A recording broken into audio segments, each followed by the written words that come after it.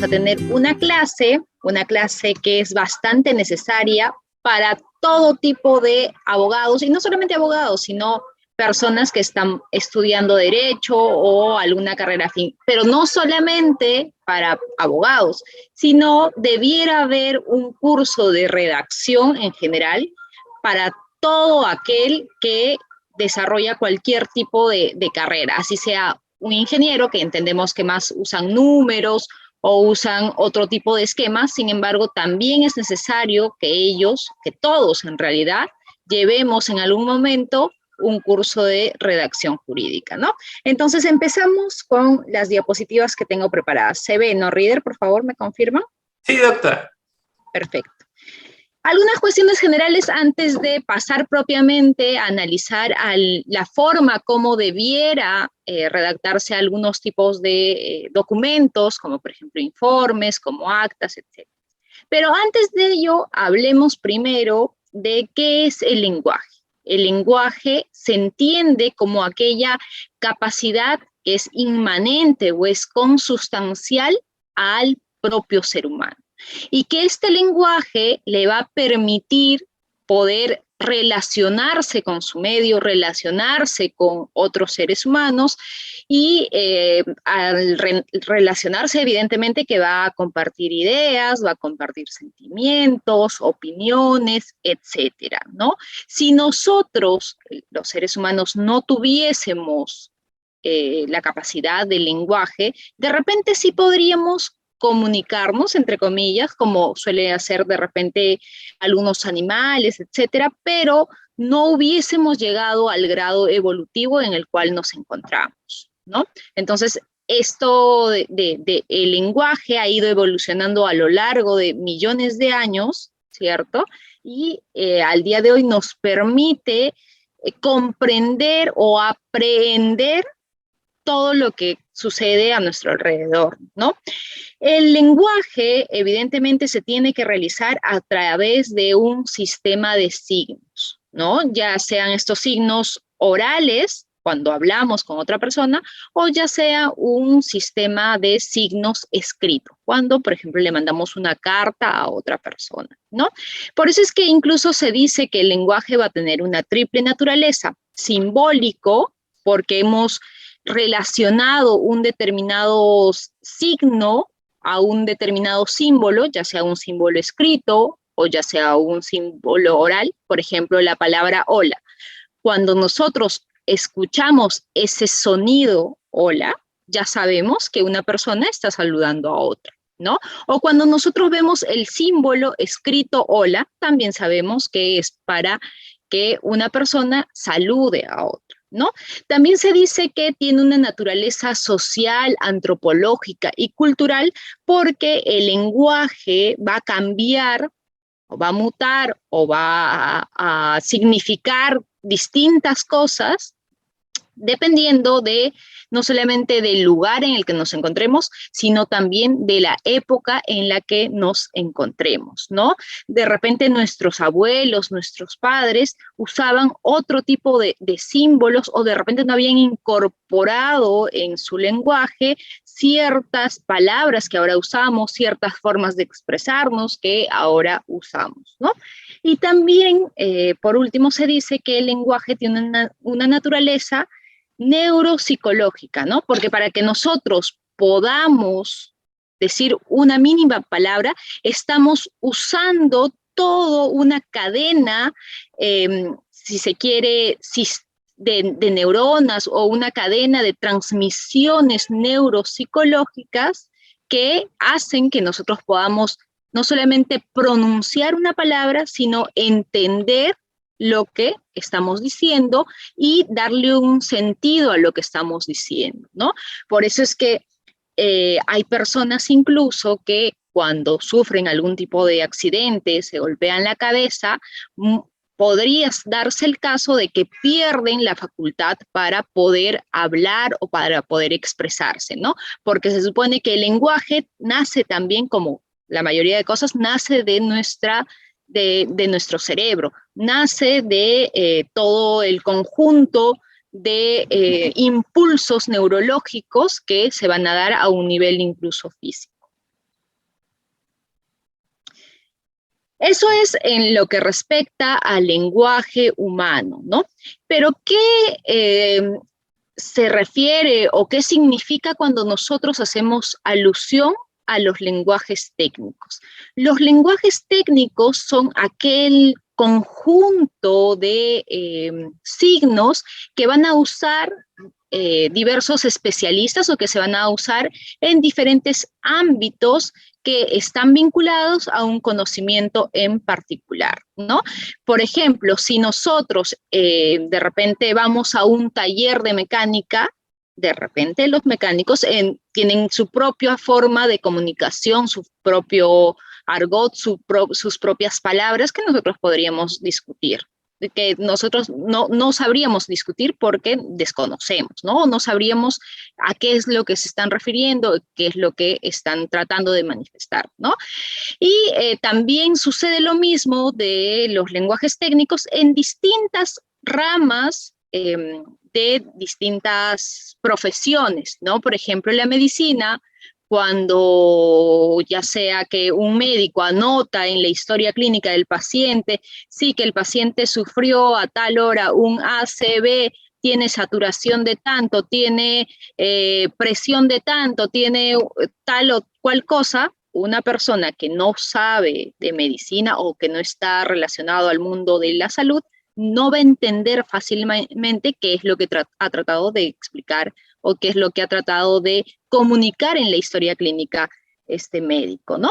Entonces, este lenguaje técnico que se usa en distintas profesiones, en distintos oficios, suelen usar ciertos recursos que vamos a llamar argots o jergas, ¿no? Que van a ser aquellos signos que van a ser comprendidos por esas personas que pertenecen al cierto ámbito de conocimiento, ¿no? Como les explicaba, si hablamos de saturar, de operar, de ACV, etcétera, presión arterial, RAC, incluso entre los médicos van a saber, enfermeras, personal relacionado al mundo de la salud va a saber a qué se están refiriendo al usar estas palabras, ¿no? Si nosotros pensamos de repente en un físico, igual, el físico va a usar términos como gravedad, inercia, etcétera, ¿no? Que son de repente palabras que nosotros podemos haber escuchado en algún momento, pero no vamos a saber el significado real, el alcance real de esa palabra o de ese signo, y por lo tanto tampoco vamos a saber a qué se están refiriendo en todo el contexto en sí en el que están hablando estas personas con conocimientos especializados, ¿no?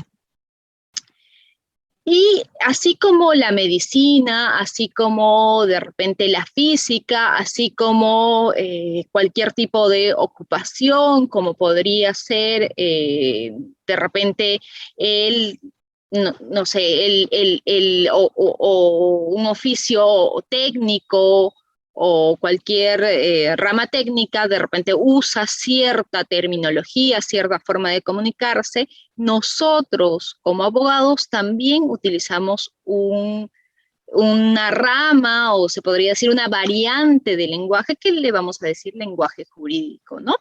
Este lenguaje jurídico es el que se va a emplear en los textos legales, ya sean en informes legales, vamos a emplear también en los textos judiciales, como podría ser una sentencia, un requerimiento acusatorio, podría ser una disposición fiscal de inicio de diligencias preliminares, etcétera, ¿no? También se puede usar este lenguaje jurídico en distintos textos administrativos, ¿no? Cuando la administración va de repente a emitir un determinado acto administrativo o de repente va a imponer algún tipo de sanción, ¿no? Y al nosotros hablar del lenguaje jurídico, vamos a hablar de aquel texto que va a estar relacionado, va a concernir a la práctica del derecho, ¿no? Así como la física, así como la medicina usan ciertos términos, ciertas jergas o cierto argot, nosotros también, los abogados, las personas relacionadas al mundo del derecho, usamos un conjunto de términos, un conjunto de expresiones que van a denotar normas, van a denotar principios, van a denotar reglas que van a regular las relaciones sociales. Por ejemplo, si nosotros decimos indubio pro reo, de repente alguna persona que no ha estudiado derecho no va a saber de qué estamos hablando, ¿no? Por ejemplo, si nosotros usamos el término de legítima defensa, alguien que no ha estudiado derecho podría entender grosso modo qué es legítima defensa, pero no va a saber exactamente cuáles son los elementos, cómo se tendría que aplicar o no. De repente incluso podría entender que la legítima defensa es cuando a mí me atacan, por ejemplo, un ladrón me roba algo y se va corriendo y yo voy detrás de él y logro agarrarlo y le pego y voy a decir, no, es que yo he actuado en legítima defensa. Pero alguien con conocimiento del derecho va a saber que eso no es así, ¿no? Que la legítima defensa no abarca supuestos o casos de venganza o casos en los que intentemos de repente castigar a una persona que nos ha agredido, ¿no? Entonces, el derecho no podría existir sin su determinado lenguaje, sin este conjunto de términos, sin este conjunto de expresiones que van a transmitir cierto conocimiento, ciertas reglas, ciertos principios relacionados al derecho, ¿no? Y una característica esencial en el lenguaje jurídico es que a través de este instrumento que usamos todas las personas relacionadas al mundo del derecho, lo que intentamos es influir en el receptor. Por ejemplo, si nosotros presentamos una demanda ante el juez, evidentemente que la función que buscamos a través de ese documento es crear convicción en el juez, mucho más si lo hacemos de repente de manera oral. Si nosotros nos presentamos en la audiencia y exponemos, explicamos cuál es nuestra postura, cuáles son las pruebas que sustentan nuestra postura, entonces lo que estamos buscando es influir en el receptor y que el receptor emita una sentencia a nuestro favor. Esta función apelativa, que se le dice así, no se da en todos los ámbitos del conocimiento, en todas las profesiones, ¿no? Por ejemplo, un médico no trata de persuadir o influir en el receptor. Un médico lo que trata de hacer es que el receptor entienda de repente qué es lo que puede presentar como paciente, ¿no? Cuál es su diagnóstico. Pero nosotros sí intentamos que causar de repente algún tipo de reacción a favor respecto de la persona que nos está escuchando, ¿no? Y por eso es que incluso se dice que el lenguaje jurídico es altamente criticado, no solamente porque usamos ciertas palabras, ciertos términos que incluso no son comprensibles, o cuando entramos de repente a tallar en algún tipo de conflicto, dicen, ya entraron los abogados para que el tema se complique, para que no podamos entender y para que la cuestión no se pueda solucionar de manera rápida y tengamos que recurrir siempre a ellos para un proceso, etcétera, ¿no? Entonces, nosotros de repente de manera injustificada, de repente de manera injusta, somos criticados en cuanto al lenguaje jurídico, pese a que todas las ramas del conocimiento, todas las profesiones, todos los oficios suelen usar un determinado lenguaje relacionado a su ámbito de competencias o relacionado precisamente a la actividad que realizan, ¿no? Pero nosotros los abogados somos los más criticados, ¿no? Y de repente debe de verse esto, debe ser consecuencia de que nuestra principal herramienta para trabajar es precisamente la palabra, es el lenguaje. Otras profesiones utilizan distintos mecanismos, instrumentos para llegar a concretar su finalidad o para llegar al producto que desea, ¿no? Por ejemplo, un ingeniero, de repente estamos hablando de un ingeniero industrial, evidentemente que va a usar todos los conocimientos, de repente para dirigir una compañía, que se lleven de manera adecuada los procesos y para al final obtener, por ejemplo, un vehículo, un carro. En cambio, nosotros para obtener una sentencia a favor, lo que vamos a usar es nuestra palabra, ya sea el lenguaje escrito, ya sea el lenguaje oral, y a través de las palabras mismas vamos a intentar convencer o persuadir a la persona que se encuentra a cargo de nuestro proceso, ¿no? Ahora, ¿qué es el lenguaje jurídico y qué es la redacción jurídica? Como dijimos, el lenguaje jurídico va a ser la variedad del idioma que va a estar relacionado a la práctica del derecho, ¿no? Mientras que la redacción jurídica va a ser aquella forma en la que nosotros vamos a ejercer el derecho o ejercer la profesión a través de un escrito o un texto legal, ¿no? Entonces, el día de hoy vamos a ver propiamente lo que es la redacción jurídica, ¿no? ¿Cuáles son los consejos que nosotros podemos dar para que se puedan redactar escritos jurídicos? En base a lo señalado por la doctora Cristina Carretero González, podemos establecer de que antes de escribir, antes de redactar un escrito, una demanda, una denuncia, etcétera, primero tenemos que ponernos a pensar.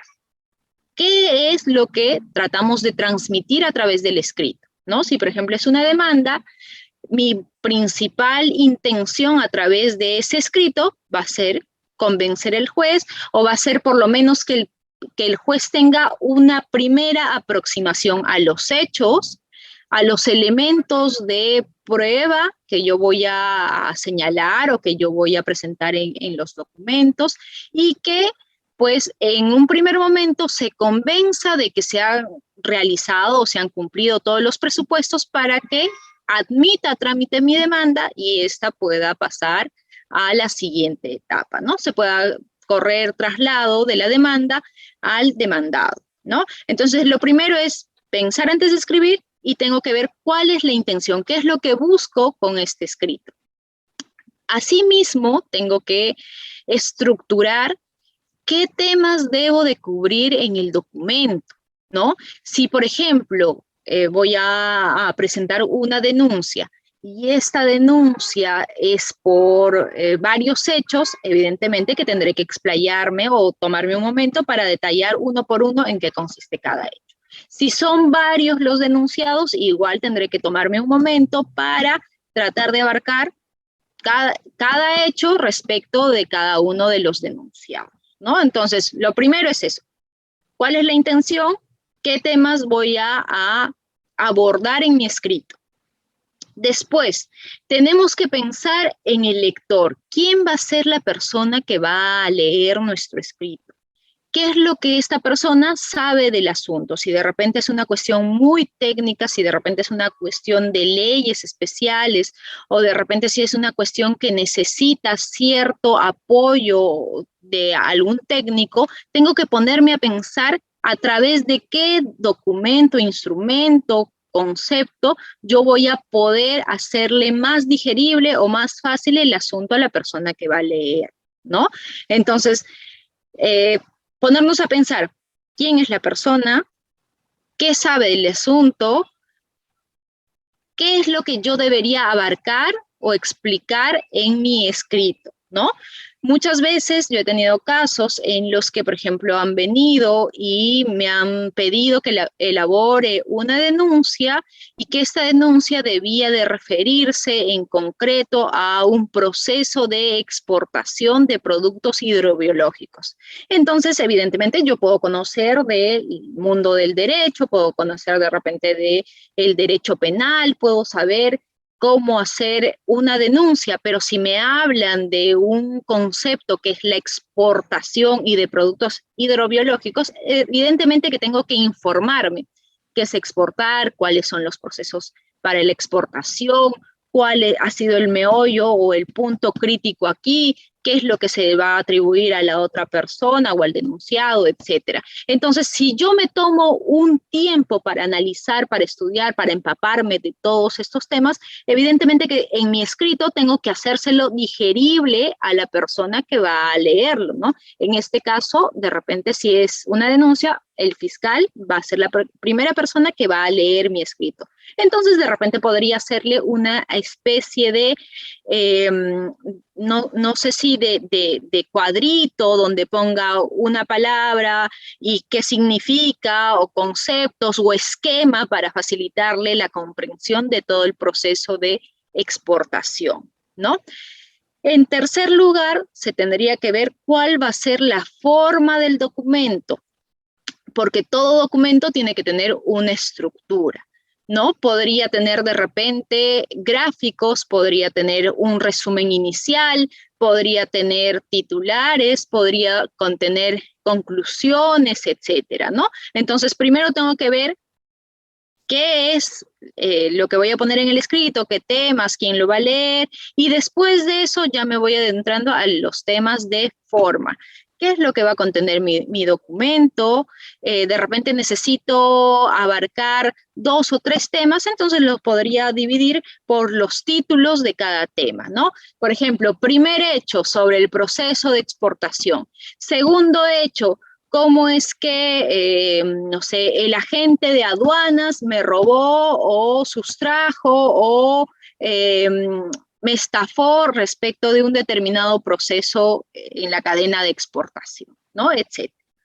Después tengo que, al momento ya de empezar a redactar mi texto, tengo que ser consciente de que lo mejor es que sea un texto que sea breve y sencillo, ¿no? Incluso la doctora Cristina Carretero aconseja que sean un promedio de 20 palabras, ¿no? En una frase, y que sean 15 líneas por párrafo, ¿no? No más, porque si nosotros de repente ponemos un párrafo que inicia al principio de la hoja y termina al final de la hoja y es un solo párrafo, evidentemente que esto se va a hacer tedioso para la persona que lee, porque va a perder incluso la hilación de lo que nosotros hemos tratado de explicar, ¿no?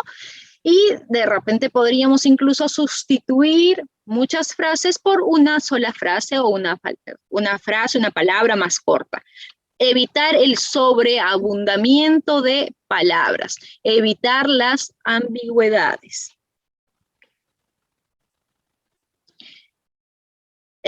Por otro lado, cuando nosotros redactemos un escrito, hay que redactar con sentido y organizar las frases, nombrar al sujeto de cada acción, colocar las acciones en orden. Por ejemplo, si nosotros vamos a hablar de repente de algún delito de lesiones, tengo que empezar no por las lesiones, no diciendo que Juan atacó a Martín, no, sino tendría que poner en contexto, ¿no? Primero el lugar, el día, qué es lo que, cuál era la circunstancia, de repente si era una reunión, de repente si era una fiesta, etcétera, ¿no? Entonces tengo que empezar a organizar primero el contexto, después nombrar los sujetos que empiezan a intervenir, cada acción que ha realizado el sujeto, y colocar las acciones en orden. Se suele usar, por ejemplo, un orden cronológico, ¿no? A las 5 de la tarde empezaron a llegar los invitados, un ejemplo, ¿no? A las 6 de la tarde se empezó a libar alcohol hasta las 10 de la noche, en el que llegó Martín, y Martín empezó a discutir con tal persona, etcétera, ¿no? Entonces usar un orden de repente cronológico, ¿no? Después, en mi texto, yo tengo que ser lo más concreto y no abstracto, no divagar por cuestiones que no son fundamentales, no sobreabundar de repente de manera innecesaria ciertos hechos que no vienen al caso, que no cambian en nada el escenario de lo que yo estoy explicando, etcétera, ¿no? Y tenemos que cuidar nosotros cuáles son las jergas que vamos a emplear, cuáles son las, de repente, siglas que estamos empleando, ¿no? Tenemos que ver también que si estamos, por ejemplo, usando alguna traducción de algún libro, que esta traducción sea lo más cercana posible, lo más fiel posible. No vaya a ser de que el texto en realidad quiera decir una cosa y nosotros lo estamos traduciendo de manera errada, ¿no? Tenemos que nosotros revisar y comprobar lo que estamos diciendo. Y para ello, lo aconsejable es que se relea el documento y con un espíritu de autocrítica, ¿no? Y qué mejor de repente si es que nosotros le pasamos a algún colega, le pasamos a alguna persona con la que trabajamos, a nuestro compañero de trabajo, incluso de repente a nuestros asistentes o practicante, etcétera, para que sea otra persona, una persona externa quien ha realizado o elaborado el escrito, que le pueda dar una leída también con una perspectiva crítica, ¿no? Y esta persona que no ha estado involucrada en todo el asunto, que no conoce el asunto, va a poder darnos más luces, va a poder de repente decirnos si es que el texto es comprensible, va a poder decirnos si es que el texto guarda coherencia, si es que hay una parte que en realidad se está sobreabundando o ya se ha explicado y se está redundando, va a poder también decirnos si es que de repente se tendría que poner alguna especie de siglas iniciales o un glosario, un vocabulario inicial para que se entienda mejor el texto, etcétera, ¿no? Entonces, no está de más que nosotros compartamos nuestros escritos con una tercera persona que desde afuera, desde una mirada más global, desde una mirada más externa, va a poder decirnos si es que de verdad el texto es comprensible, si es que el texto no lleva de repente a un grado de aburrimiento, un grado de estrés o un grado que ya pierdas a mitad del camino la motivación para seguir leyendo, ¿no? Y de repente también podría corregirnos algunos errores de redacción, de coherencia, de ortografía, de signos de puntuación, etc., ¿no? Entonces lo aconsejable siempre es que compartamos el texto con una tercera persona. Ahora bien, para que nosotros hablemos de la redacción, tenemos que hacer énfasis o tenemos que repasar unos temas que hemos estudiado en la escuela, que hemos estudiado en el colegio, pero que lamentablemente en nuestro país nos encontramos en un nivel tan retrasado en cuanto a educación que muchas veces no sabemos emplear los signos de puntuación de manera correcta. O no sabemos incluso nosotros en qué momento vamos a usar una o determinada u otra forma de puntuación, ¿no? ¿Qué son los signos de puntuación? Los signos de puntuación van a ser aquellos signos ortográficos que van a cumplir diferentes funciones en el texto, ¿no? Por ejemplo, un punto y coma lo que va a hacer es establecer una pausa de mediana duración, ¿no? Una coma podría ser también para establecer una pausa, pero esta pausa va a ser de menor duración que el punto y coma, ¿no? Si nosotros estamos de repente haciendo una enumeración de distintas clases de objetos, si estamos haciendo cualquier tipo de enumeración de repente de características de una persona, se suele usar las comas, ¿no? Pero si nosotros estamos usando varias enumeraciones en una misma frase, podríamos usar el punto y coma, ¿no? El punto ya también va a ser aquel signo de puntuación que nos va a indicar una pausa mucho más larga, ¿no? Y este punto podría ser un punto seguido cuando lo que vamos a decir a continuación va a guardar relación o coherencia con lo que acabamos de decir, o podrían ser punto aparte cuando el párrafo que vamos a empezar a escribir en realidad ya tiene una propia lógica o tiene una propia finalidad o sentido y no necesariamente va a guardar relación con el párrafo que acabamos de terminar, ¿no? Así también existen los dos puntos y coma, que son aquellos que van a servir para dos cosas. Primero, para dirigir la atención del lector hacia una palabra o hacia una oración, ¿no? Y de repente, dos puntos seguidos, se cayó. Y de repente, dos puntos seguidos, lo pescó. De repente, dos puntos seguidos, lo atropelló, ¿no? Etcétera. Entonces, tratamos a través de los dos puntos, tratamos de poner mucho más énfasis en lo que va a venir, ¿no? Y así captar la atención del lector. Y también sirven los dos puntos para realizar una enumeración o también para realizar alguna cita, ¿no? Y esos son algunos de los signos de puntuación. Evidentemente que existen otros signos de puntuación, pero estos son los más comunes.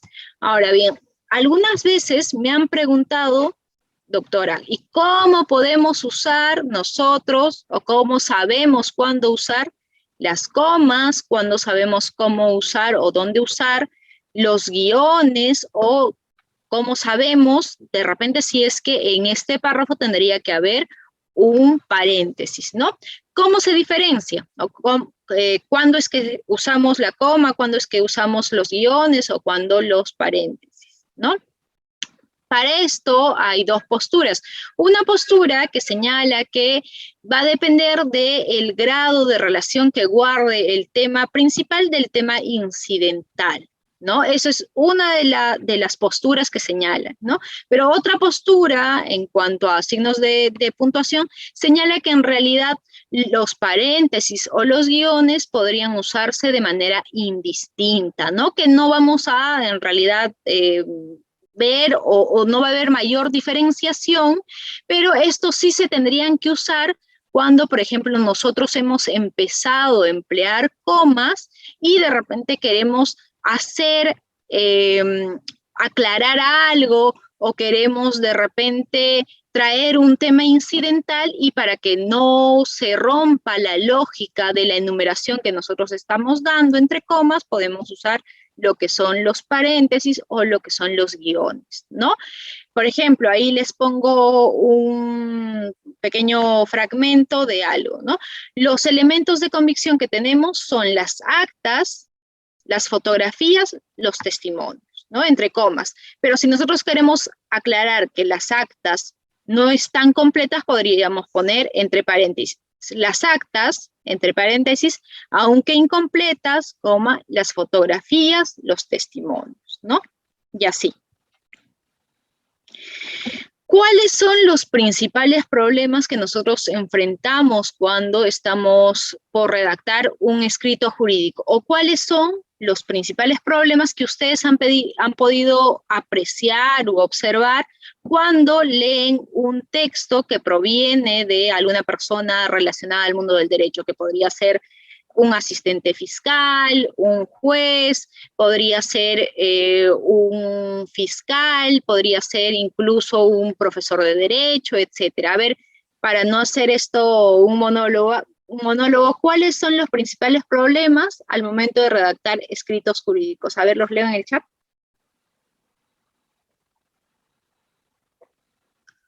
Por ahí María Elizabeth nos dice, párrafos extensos. Creo que es uno de los primeros problemas o principales problemas que tenemos los abogados, ¿no? Los arcaísmos nos ponen por ahí, no tienen hilación, redundancia, redundante, marca un orden en la redacción, pone por ahí. La estructura del documento, redundancia, el uso de un lenguaje, no tiene sentido lo redactado, información insuficiente por uso excesivo de abreviaturas o latinazgos.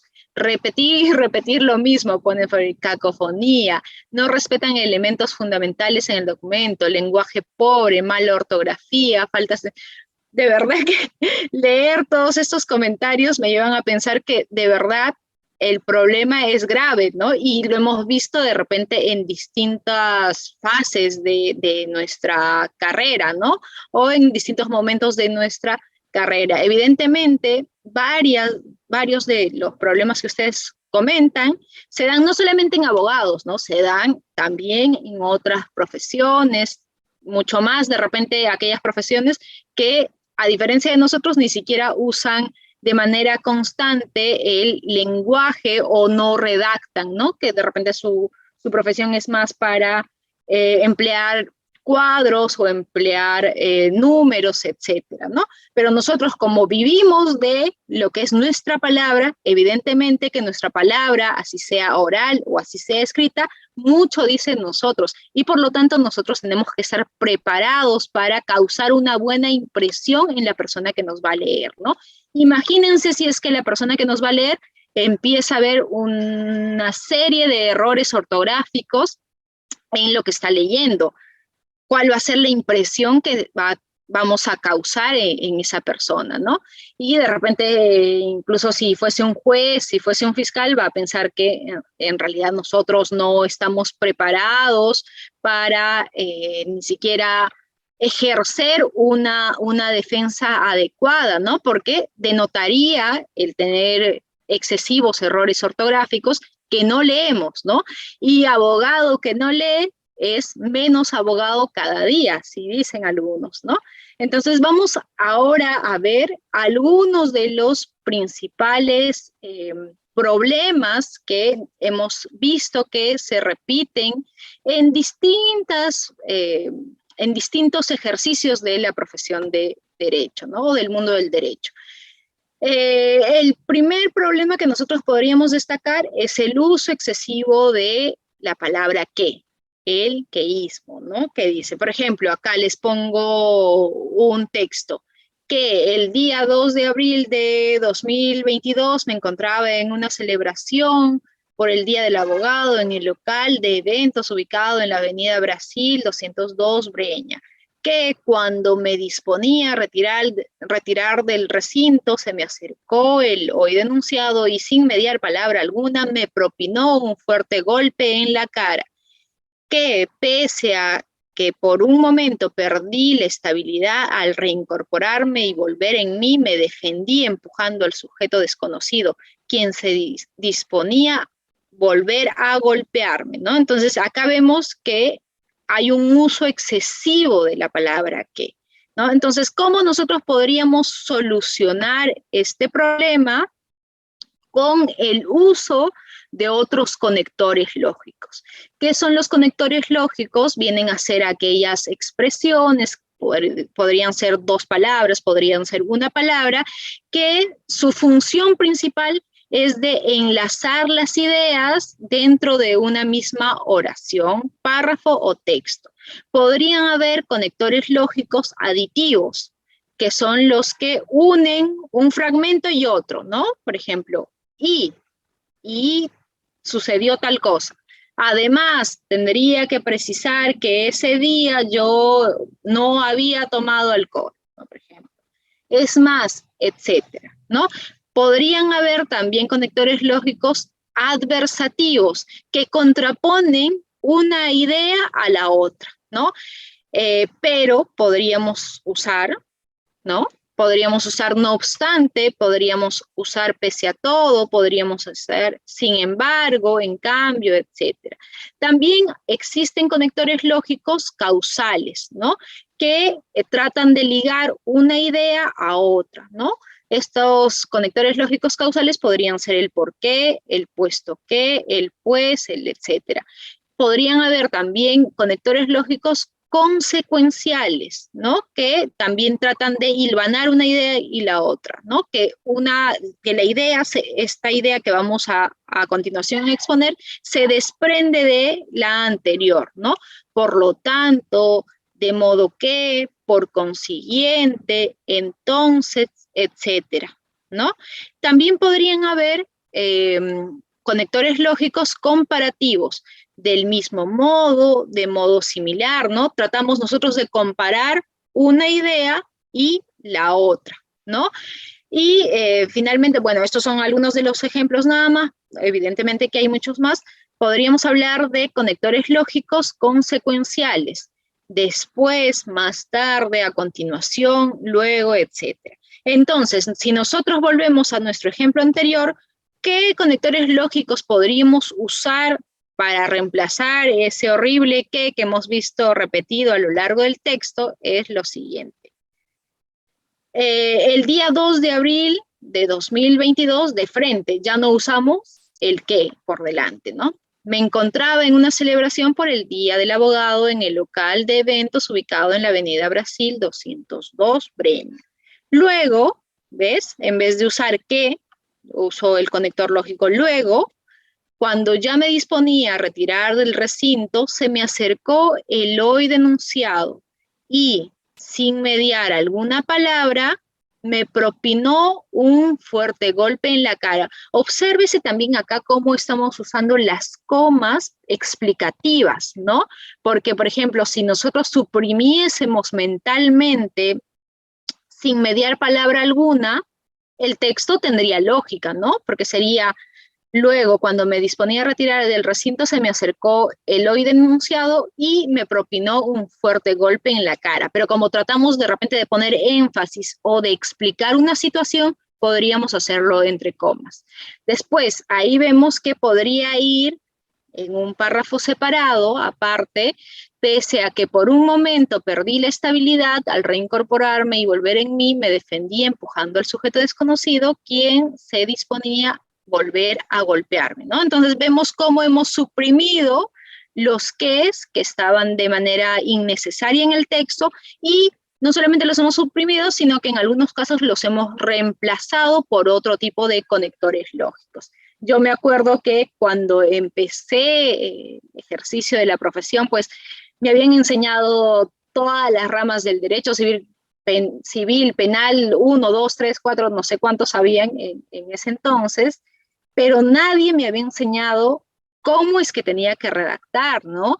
Y cuando yo empecé a hacer prácticas en ese entonces en la fiscalía, recuerdo que como mi régimen laboral era de 6 horas, entraba, me parece que a las 8 de la mañana y salía 6 horas después, y en todas esas 6 horas hice solo un párrafo que el fiscal me había pedido que proyecte una disposición de inicio de diligencias, ¿no? Entonces, imagínense, 6 horas porque no sabía qué hacer, no sabía por dónde empezar, no sabía qué hechos tenía que consignar, ¿no? Y porque esto, ¿a qué se debía? A que lamentablemente en las universidades, en la mayoría de las universidades, no se enseña a redactar, pese a que, como lo hemos dicho, la palabra, ya sea oral o escrita, es el principal instrumento, la principal herramienta que tenemos los abogados para ejercer nuestra profesión, ¿no? Entonces, al inicio, después, bueno, poco a poco con la práctica fui entendiendo cómo más o menos se decía. Evidentemente que al inicio también me valí de algunas plantillas que me podían dar, ¿no? Algunos formatos que me podían dar. Y también imprimí ahí mis conectores lógicos. Existen una serie de conectores lógicos en Internet, ¿no? Como para reemplazar las palabras que usaba de manera repetitiva en el texto, ¿no? Y donde había un que de repente podría usar un también, un luego, así, entonces, etcétera, ¿no? El segundo problema que podríamos identificar es que hacemos párrafos demasiado largos, ¿no? Por ejemplo, en este párrafo que les pongo, este párrafo creo que ocupaba, era un requerimiento de prisión preventiva y ocupaba más de la mitad de la página. Y hechos que en realidad podrían haberse separado en dos párrafos distintos, ¿no? Por ejemplo, voy a leerle solamente una parte. Mónica Sarmar, el día 1 de agosto del 2008, inscribió la empresa Madre Selva IRL dedicada a brindar servicios de agricultura, aprovechamiento de madera. Consecuentemente, el 16 de septiembre de 2016, inscribió la empresa Loreto SAC, dedicada a la venta al por mayor, no especializada, ostentando cargo de la gerente de las mencionadas empresas, las mismas que posteriormente, desde el año 2020 aproximadamente, les sirvieron para organizar, dirigir y financiar en su condición de cabecilla, de presunta cabecilla o jefa de organización criminal Los Tromes, la realización de diversas actividades ilícitas, tales así que producto de haber extraído y transportado productos forestales, maderables de origen ilegal, ya se perdió la hilación, ¿no? Y estamos hablando de temas que podrían tranquilamente ir en 2 párrafos separados, ¿no? Es más, también acá observamos el uso de un conector que en realidad no se tendría que haber usado, ¿no? Porque si nosotros hablamos consecuentemente, estamos señalando de que la idea que va a venir a continuación se desprende de la idea que acabamos ya de emitir o de transmitir, ¿no? Y en este caso, el que se cree una empresa el 16 de septiembre del 2016 no es consecuencia necesariamente, no es consecuencia lógica de que primero se haya creado una primera empresa el 1 de agosto del 2020. Ahora bien, en este mismo párrafo que acabamos de leer, tranquilamente el fiscal hubiese podido primero explicar, ¿no? La creación de la empresa. El día tal, Mónica Sarmar creó la empresa Madreselva. Punto seguido. Posteriormente, con fecha tal, inscribió la otra empresa. Después podríamos ya hablar recién de repente de cómo es que empieza esta supuesta organización criminal, cómo es que empezaron ya en el mundo ilegal del comercio de bienes maderables, etcétera, ¿no? Entonces, ver que en qué párrafo voy a poner tal tema y que no necesariamente tengo que hacerlo de corrido en un solo párrafo, tengo que usar varios párrafos para que sea más digerible y entretenida la lectura para la persona que está leyendo o para el receptor. ¿Cuáles son los principales problemas al momento de redactar escritos jurídicos? Como tercer punto tenemos el uso excesivo de plantillas.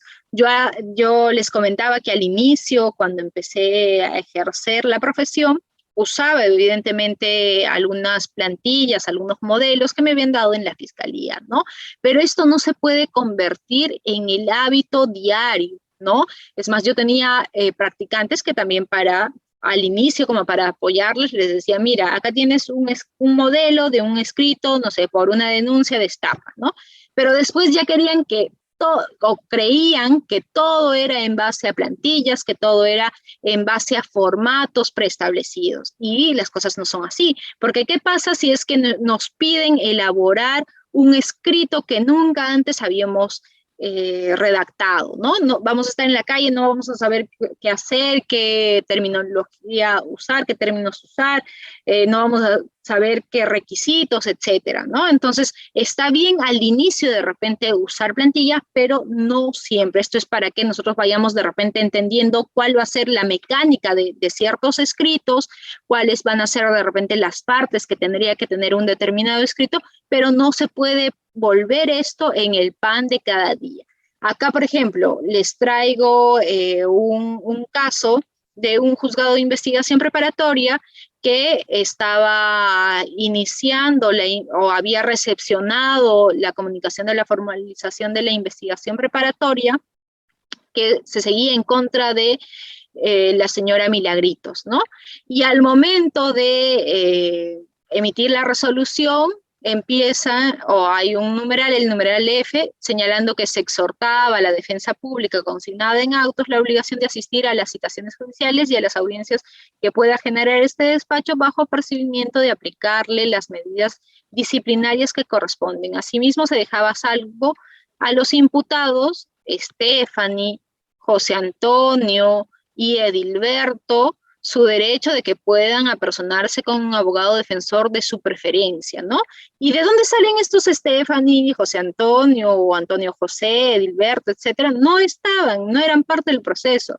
Era evidente que acá el juzgado de investigación preparatoria o quien había realizado este documento había chancado sobre una plantilla anterior y ni siquiera se había dado el tiempo de verificar que por lo menos las personas que señalaban ahí fueran las mismas que estaban siendo procesadas, ¿no? Entonces hay que tener muchísimo cuidado al momento de usar plantillas, que esto evidentemente tendría que ser solamente al inicio o solo para algún caso en concreto.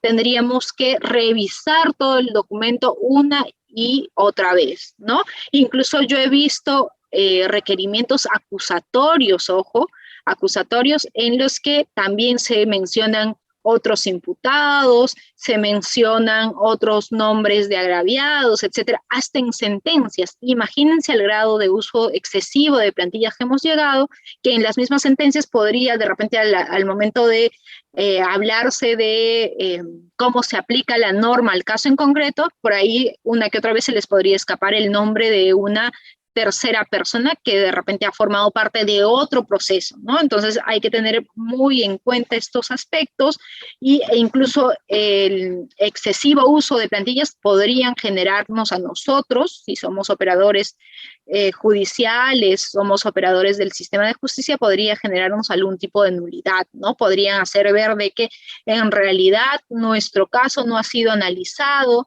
con la seriedad que ameritaba, no se han aplicado las pruebas que correspondían, etcétera, y tal es así que aparece un nombre extraño de una persona que no es el procesado o la procesada, ¿no? Ahora bien, pasemos a ver el tema de las denuncias, ¿no? ¿Existe algún tipo de formalidad para que nosotros podamos redactar una denuncia? A ver qué es lo que piensan. Los leo así en el chat. ¿Sí existe, no existe? Hasta errores en la consignación de las casillas electrónicas. Imagínense ese error, alguien nos pone por ahí, ¿no? Porque si pusiste mal tu casilla electrónica, olvídate, te van a estar notificando ahí y podrías incluso perder el proceso. De repente te notificaron una resolución que tendrías que haber apelado en un determinado plazo de tiempo y como consignaste una casilla que no era la, no era tuya, que no era correcta, el plazo va a estar corriendo, ¿no? Y eso va a ser enteramente tu responsabilidad, ¿no? Por ahí nos pone sí existe, nos ponen por ahí. Bueno, debemos de aclarar que no existen en realidad requisitos como tal. Existen ciertas pautas que están consignadas en el artículo 328 del Código Procesal Penal, ¿no? ¿Cuáles son estas pautas que nos dicen que es como mínimo lo que debiera de contener una denuncia? Es primero la identificación del denunciante.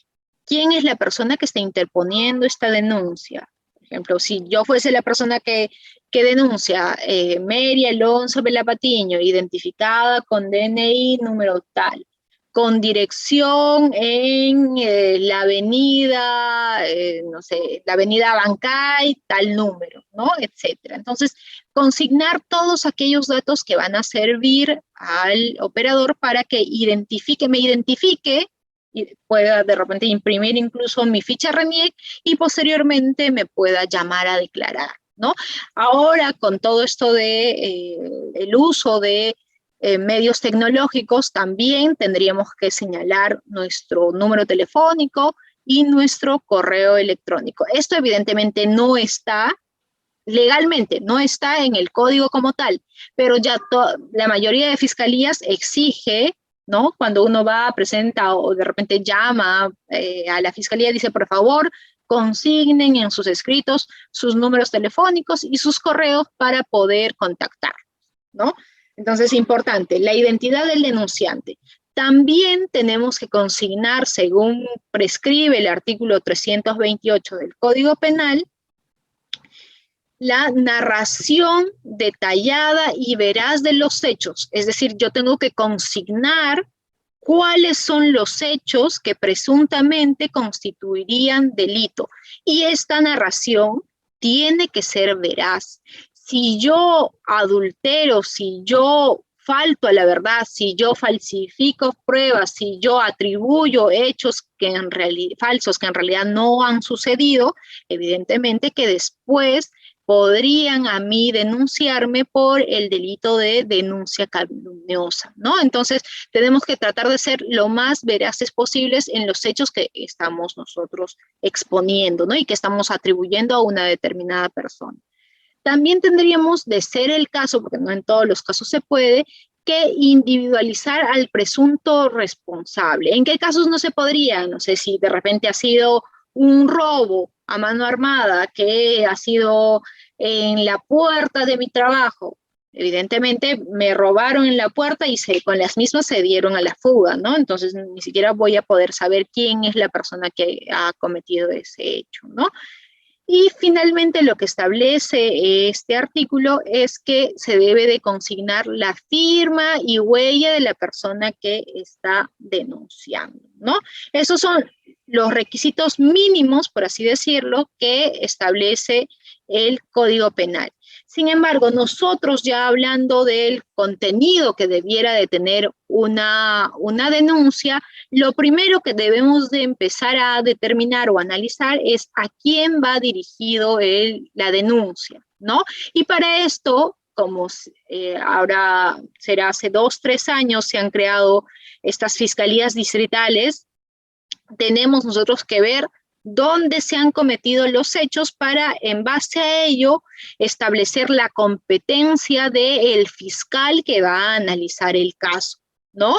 Antes era mucho más fácil, ¿no? Porque solamente existían los juzgados provinciales penales de Lima. Entonces, cualquier punto en el que se hubiese cometido el presunto hecho delictivo, ya sabía yo que tenía que irme a la mesa de partes de Lima Fiscalía, ¿no? Pero ¿qué pasa de repente si es que es un delito que se ha cometido en 2 o más jurisdicciones, ¿no? O 2 o más distritos? Tendría que aplicar las reglas de la competencia para, en base a ello, saber a quién va a ir dirigido mi escrito en el encabezado y dónde es que voy a presentar mi denuncia, ¿no?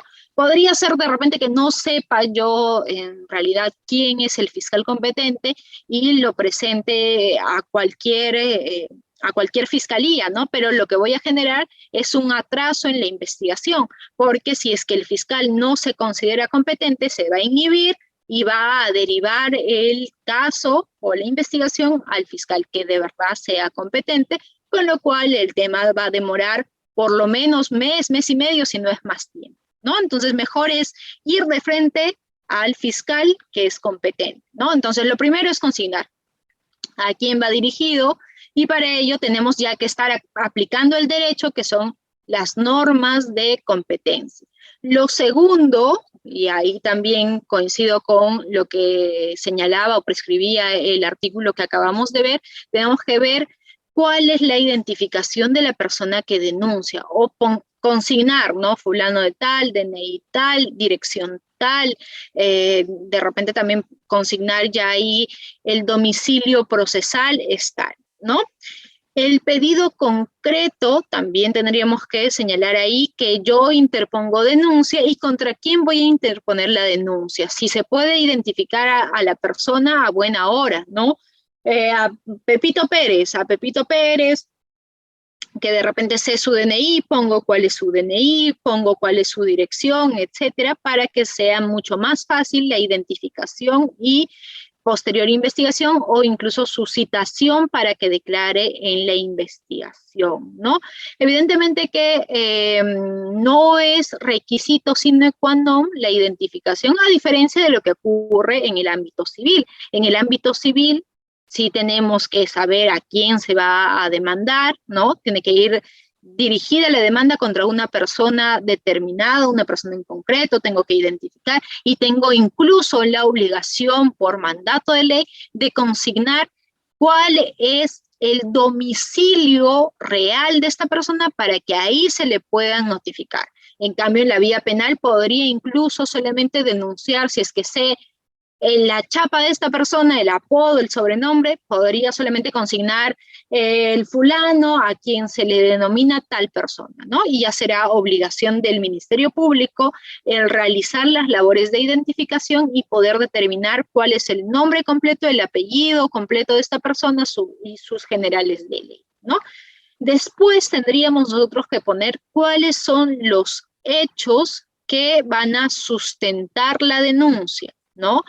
Primer hecho, segundo hecho, tercer hecho, un orden cronológico de los hechos que yo voy a atribuir a esta persona que estoy denunciando, ¿no?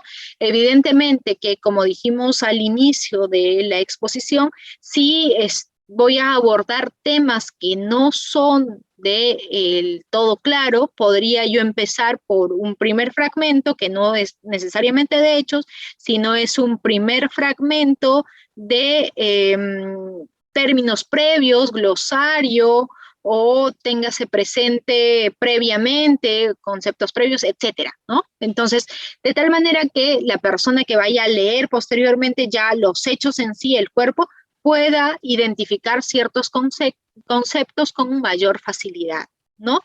Después de eso tendría yo que poner cuáles son los fundamentos jurídicos o cuáles son las normas que sustentan mi pedido, ¿no? Si, por ejemplo, estoy hablando de un delito de hurto, tendría que haberme ya, en la primera parte, tendría que haber explicado cuáles son los hechos, abarcar, si es posible, los elementos del delito, es decir, que tendría que haber hablado de que existía un bien, que este bien se podía acreditar de repente a través de una boleta, una factura, etc.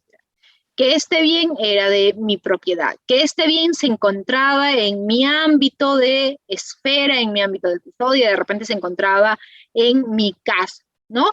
Y después tengo que hacer referencia a quién sustrajo ese bien, quién se llevó ese bien y en qué circunstancias, qué día, qué lugar, qué hora, etcétera. Entonces, yo sin necesariamente decir cuál es la norma, podría ir en la primera parte referida a hechos, ya ir esbozando, desarrollando los elementos del delito de hurto. Y después en la parte jurídica recién diría, los hechos que se han narrado previamente se enmarcan en el delito de hurto, ¿no? Y el delito de hurto se encuentra tipificado en el artículo tal del Código Penal. Y la jurisprudencia o los jueces de la Suprema, etcétera, han establecido que para que se cometa el delito de hurto se tienen que cumplir tales requisitos A, B, C, D, o son los elementos del delito son A, B, C y D.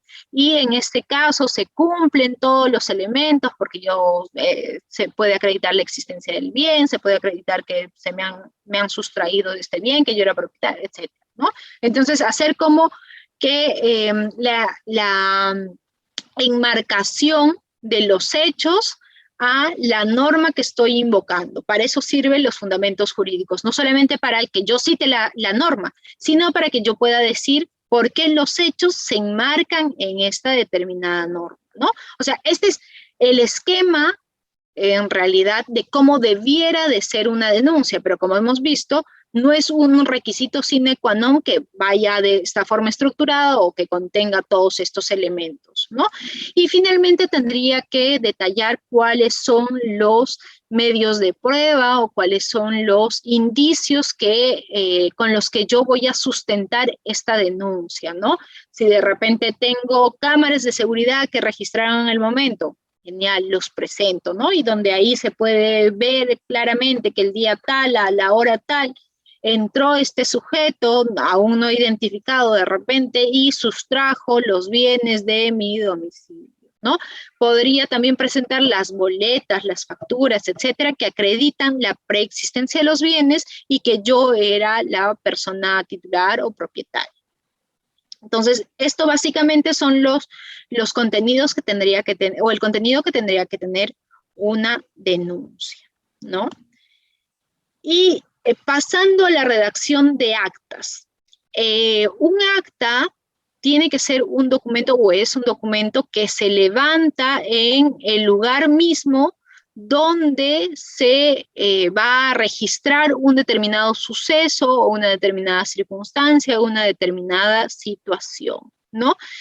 Evidentemente que para redactar un acta, primero que nada, debemos de ver o señalar cuál es el día, cuál es el lugar y cuál es la hora, ¿no? Si, por ejemplo, se trata de un acta de allanamiento, un acta de incautación, etcétera, la policía lo que tendría que hacer, o el funcionario encargado tendría que señalar el día, ¿qué día estamos hoy? 31 de agosto de 2022, siendo las 22:10 de la noche, nos constituimos en la avenida Abancay 517, la avenida Cruce con la avenida Cusco, etcétera, ¿no?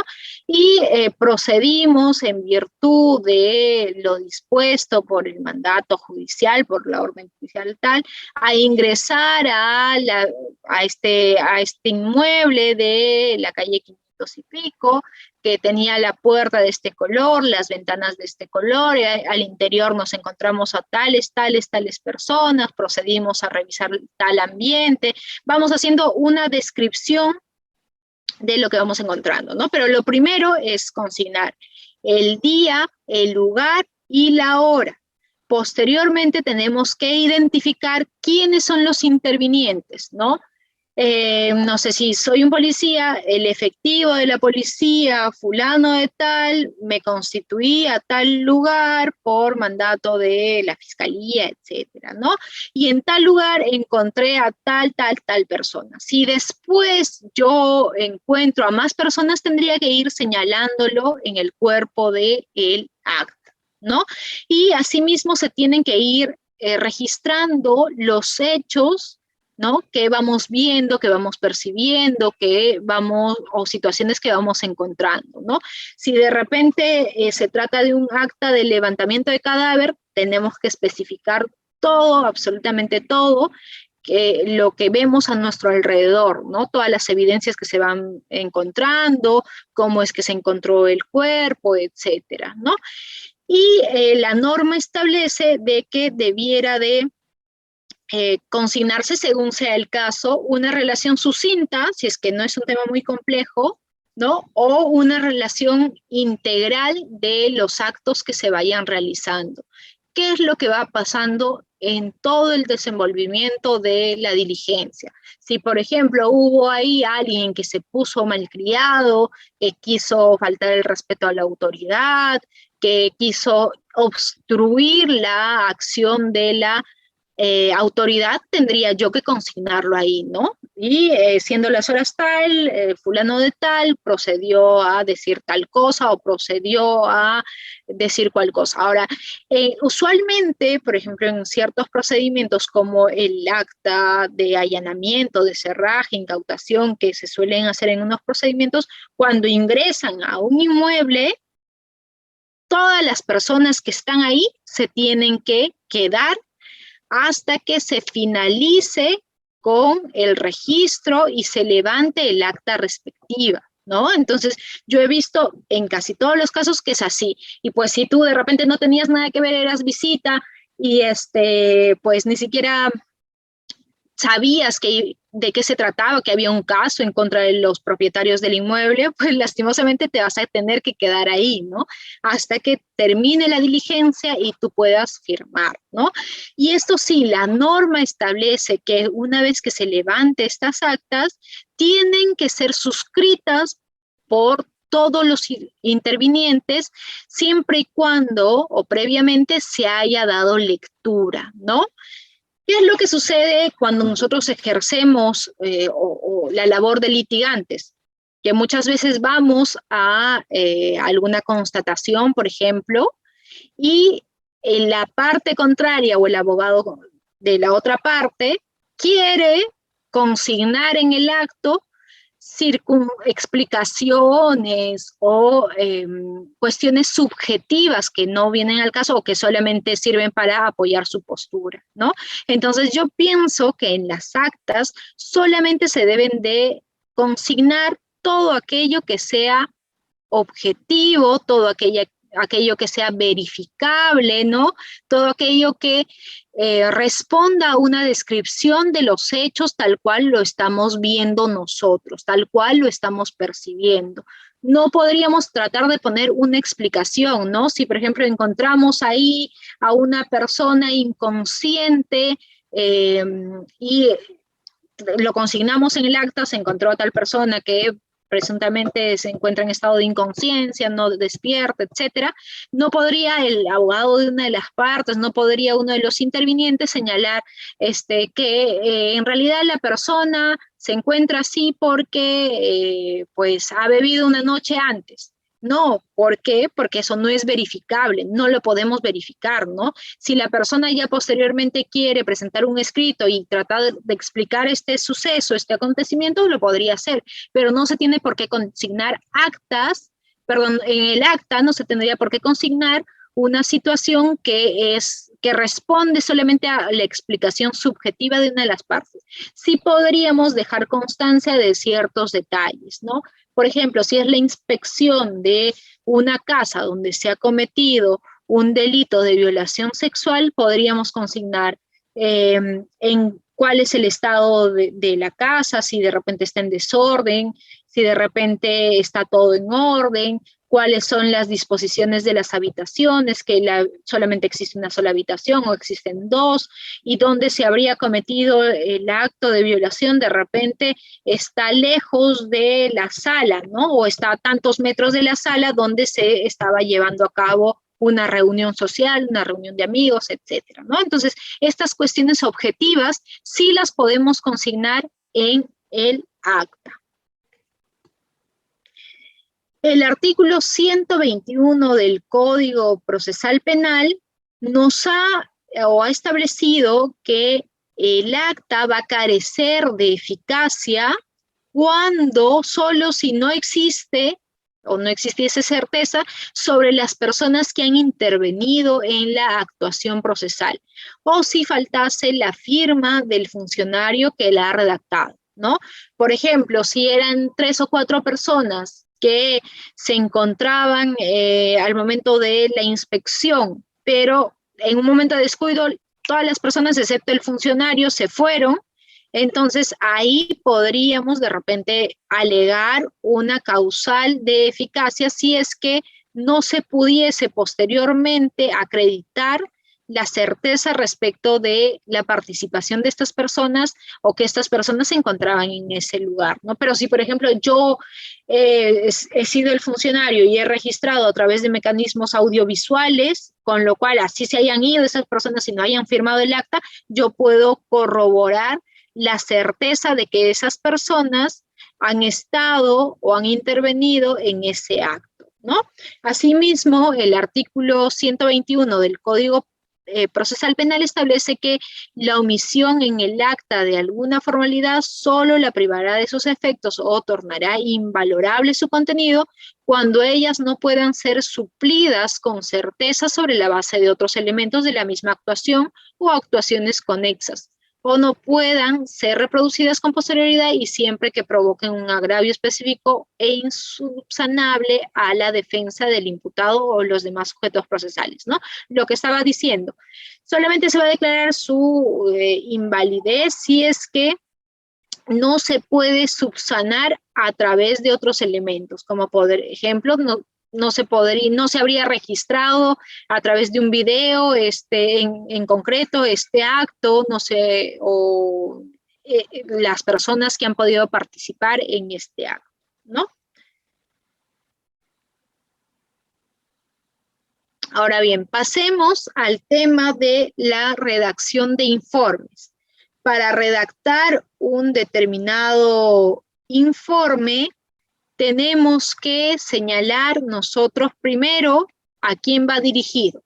Si, por ejemplo, es una empresa que nos ha tomado, nos ha contratado para que le brindemos un determinado informe legal respecto a una situación de acoso u hostigamiento sexual de una trabajadora dentro del establecimiento de esta empresa, entonces primero tengo que señalar a quién va dirigido, ¿no?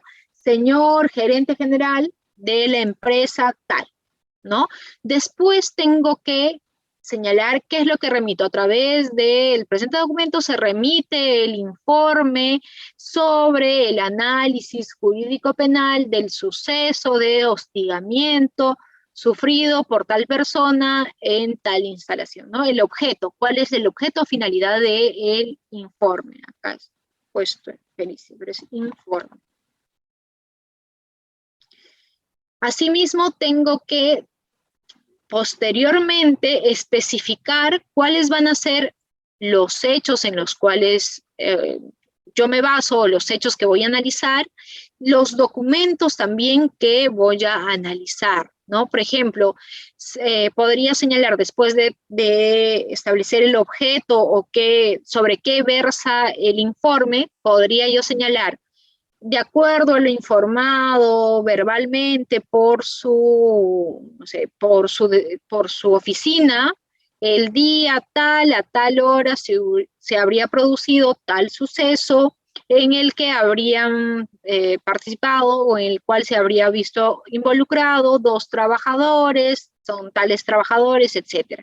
Pero si, por ejemplo, me han pasado una serie de documentos para que yo los analice, podría acá señalar que después de haber revisado tal informe A, B, C, D y enumerar, ¿no? Y hacer como una especie de resumen de lo que se trata cada uno de los documentos. Después de ello, yo tendría que pasar ya a consignar el análisis central de mi informe, ¿no? Es decir, después de haber plasmado los hechos, tendría que ver cuáles son las implicancias legales de este hecho, porque así yo lo he señalado como el objeto o la finalidad del informe, ¿no? Entonces, si es que no se hubiesen adoptado las circunstancias o las sanciones o los procedimientos para aplicar una sanción ejemplar a la persona que ha cometido el hostigamiento, la empresa podría caer en una especie de responsabilidad solidaria, ¿no? Podría ser mi análisis respecto de lo central que se me ha encomendado, ¿no?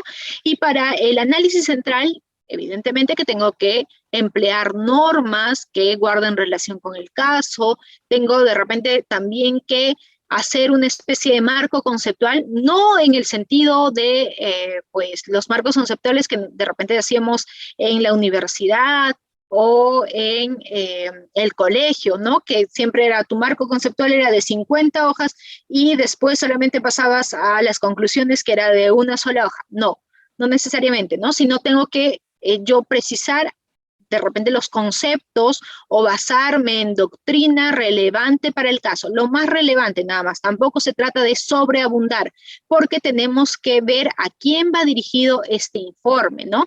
Y si es una persona que no conoce de temas legales, no conoce de temas jurídicos, pues tampoco le va a servir de mucho o lo va a pasar de alto de repente el análisis jurídico o el marco conceptual que yo haya podido poner del tema, ¿no? Porque lo principal para esta persona va a ser las conclusiones que yo voy a poder plasmar después de haber ya realizado el análisis, ¿no? La conclusión, por ejemplo, podría ser, la empresa no cumplió lo establecido por la ley contra el hostigamiento sexual. Después, la empresa podría ser pasible de una sanción en la vía administrativa. La empresa tendría que en el futuro aplicar mejores mecanismos de prevención del hostigamiento sexual y así sucesivamente, ¿no? Voy a plasmar todas las conclusiones que en realidad son, la conclusión del análisis que yo estoy realizando, ¿no? La conclusión del análisis, y también podría haber incluso un segundo rubro, dependiendo de qué tipo de informe se trate, en el que yo podría establecer recomendaciones para la empresa, ¿no? Se recomienda que exista un área de, no sé, de denuncias en las que las personas puedan poner su denuncia por algún supuesto de hostigamiento. Se recomienda a la empresa que existan folletos, láminas visibles dentro de la empresa que establezcan que el hostigamiento va a ser sancionado dentro de la empresa. Se recomienda que en el reglamento interno de la empresa se establezcan una serie de sanciones en contra de alguna persona que realice algún acto de hostigamiento sexual, etcétera, ¿no? Entonces, poner en concreto las conclusiones que cuáles son las conclusiones a las cuales yo he arribado después de aplicar todo el conocimiento jurídico a los hechos que me han contado o a los hechos que yo he podido advertir a través de la lectura de documentos, y también podría incluso plasmar cuáles son las recomendaciones que le doy a la empresa, ¿no? Pero tenemos que tener en cuenta a quién va dirigido el documento, porque en base a ello yo voy a poder de repente estar adecuando el lenguaje que voy a emplear, ¿no? No es lo mismo que de repente mi informe me lo haya solicitado un colega, pero que este colega de repente es especialista en derecho mercantil, especialista en derecho comercial, especialista en derecho administrativo, y como especialista en derecho penal me puede pedir un análisis de un determinado tema. Entonces ahí yo tendría cierta soltura como para manejar ciertos conceptos jurídicos sin la necesidad de ser lo más claro posible, porque la otra persona me va a entender en cuanto al uso del argot jurídico o el lenguaje jurídico, ¿no? Pero si es una persona que no conoce nada de derecho, no sabe absolutamente nada, tengo que tratar de ser lo más amigable posible en el texto. Tengo que tratar de explicar de repente con pies de página o con un rubro de glosario a qué se refiere determinado término, y tratar de hacerlo como si fuese para una persona que en realidad no sabe de derecho, ¿no? Entonces tratar de leerlo con otros ojos. O de repente, como dijimos anteriormente, se podría solicitar el apoyo de una persona que no es abogado, que no estudia derecho, como para que lea el texto y sea esta persona quien haga un análisis, o mejor dicho, haga una lectura crítica de nuestro texto y nos diga si se entiende lo que has tratado de decir. Yo, que no entiendo derecho, he entendido todo, de repente podrías mejorar en tales o cuáles aspectos, ¿no? Y la redacción de descargos. No existe una única forma de redactar un descargo, ¿no? De hacer un escrito a través del cual yo me defiendo de ciertas imputaciones, ¿no? A menos que se trate de algún mecanismo de defensa técnico, ¿no? Con lo cual tendría que yo incorporar ciertos datos o ciertos elementos. Por ejemplo, si es que yo planteo una excepción de improcedencia de acción, evidentemente que en mi texto yo tendría que hablar de la imputación en concreto, ¿no? Cuáles son los hechos que la fiscalía me está atribuyendo, tendría que hablar de la norma que me está atribuyendo, y tendría que señalar por qué es que estos hechos que me atribuyen no se enmarcan al tipo penal invocado por el Ministerio Público, ¿no? Entonces ahí hay como ciertos requisitos mínimos que tendría que tener mi escrito, ¿no?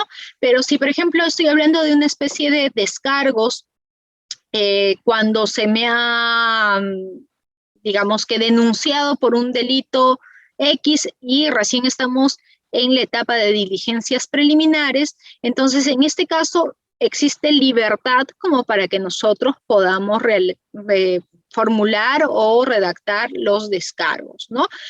Lo que yo aconsejaría es que se realice una narración desde nuestra propia perspectiva del evento o del suceso, ¿no? ¿A qué me refiero con esto?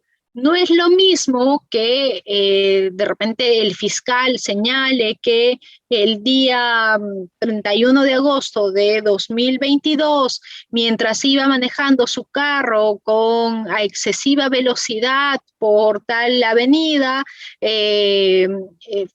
Juan Pérez fue quien produjo un accidente de tránsito causándole lesiones graves al motociclista de nombre tal, que venía de tal sentido a tal sentido, ¿no?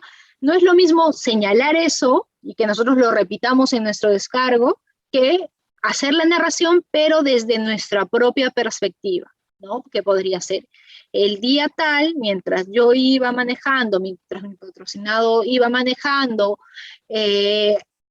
a 30 kilómetros por hora o que no sobrepasa el máximo permitido para esa avenida, apareció intempestivamente una moto lineal, ¿cierto? Pasándose la luz roja o sin dar el derecho preferente de pase a mi vehículo que estaba transitando por la principal, ¿no? Etcétera. Entonces es distinto que nosotros repitamos lo que está diciendo el fiscal a que nosotros le demos otra visión de las cosas desde nuestra perspectiva, ¿no? Además, al momento de elaborar los descargos, yo tendría que abarcar los hechos que me están atribuyendo, todos los hechos que me están atribuyendo, ¿no? De repente, si estamos hablando del accidente de tránsito, me están atribuyendo el haber ido a excesiva velocidad, me están atribuyendo el no haber parado frente a un semáforo rojo, me están atribuyendo el no haber frenado pese a que advertí que venía otra unidad, etcétera, entonces yo tendría que referirme a todos los hechos atribuidos, tratando de repente de darle la vuelta a la situación, explicar cómo han sido los hechos y sobre todo apoyarme en normas jurídicas, ¿no? Podría ser que yo estaba transitando por tal avenida, sin embargo, yo iba conduciendo conforme establecen los reglamentos de tránsito, no iba a más de lo permitido, por lo tanto, no estaba generando ningún tipo de riesgo no permitido, ¿no? Entonces, podría yo apoyarme en normas. También podría invocar una serie de elementos de prueba que sustentan mi postura, ¿no? Presento a través de este escrito para que usted pueda advertir que mi patrocinado iba dentro del marco de la normatividad de tránsito el día tal, presento los videos que registraron las cámaras de seguridad de tal restaurante, donde se aprecia que es el motociclista quien iba manejando a excesiva velocidad, ¿no? Podría ser un ejemplo, ¿no? Entonces tenemos en este escrito de descargo que señalar todos los elementos de prueba que van a sustentar y van a respaldar nuestra postura. Y finalmente tendríamos que plasmar una solicitud en concreto, ¿no? ¿Cuál sería la solicitud en concreto? Por lo que en base a los argumentos vertidos y de repente a los elementos de convicción que hemos presentado ante su despacho, solicitamos se emita la disposición de no procede formalizar ni continuar la investigación preparatoria contra mi patrocinado fulano de tal, ¿no? Entonces, eso básicamente tendría que consignarse en los descargos que nosotros vayamos a presentar frente a la Fiscalía. Bien, y ahora para terminar, voy a proyectarles un modelo de denuncia para que ahí vayamos viendo más o menos cómo es que tendríamos que nosotros, o podríamos nosotros, elaborar una especie de denuncia, ¿no? Cuando nos toque hacerlo. En este caso, carpeta fiscal todavía no hay, ¿no? Porque recién va a ser el primer escrito que va a abrir una investigación. Podríamos poner una sumilla e interpongo denuncia penal.